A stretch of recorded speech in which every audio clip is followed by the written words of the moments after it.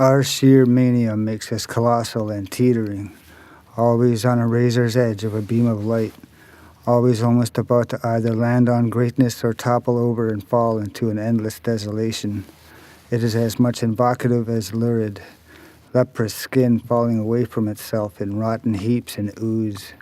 The pitiful skeleton beneath is doubtless and revealed in soft, ruthless, and casual shards of dripping flesh, stinking sick organs.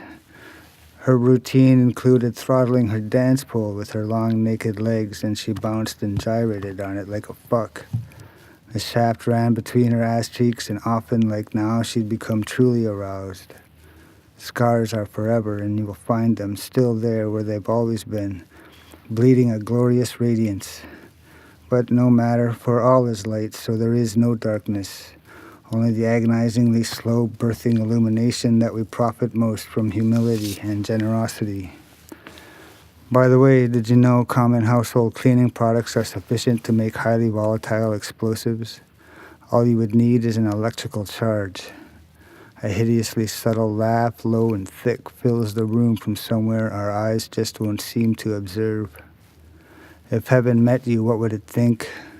An infinitude of possibilities and the possible and impossible consequences of them all, contained in flesh.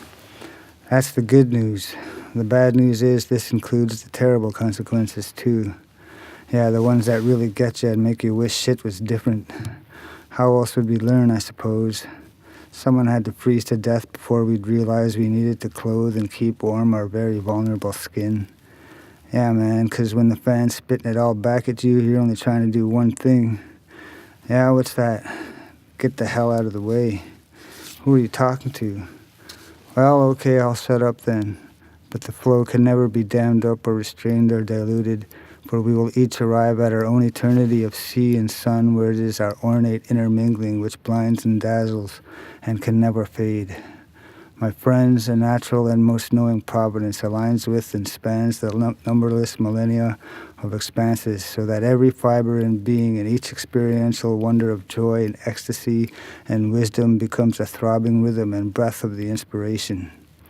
Indeed, the stars are pairs of God's favorite angels pirouetting against the fine and wondrous fabric and skin of the monstrous and beautiful child which is called creation. Yet, tell me this, if people weren't meant for violence, how come our hands can become fists? Being prodigies of nature, nothing can be without its design, nor its organically measured utility. Deadening the impact's PSI comes from the shoulders.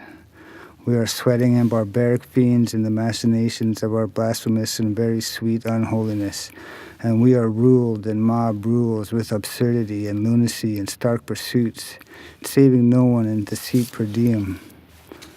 Resident iniquity, the hollowed song is an orgy of ruin and despair and shrieking agony and sorrow and lament.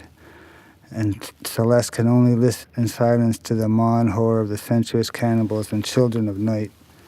Can our prayers truly be discerned and heard through the hideous moans of the screaming morass, which is murder and desire and debauchery and delight?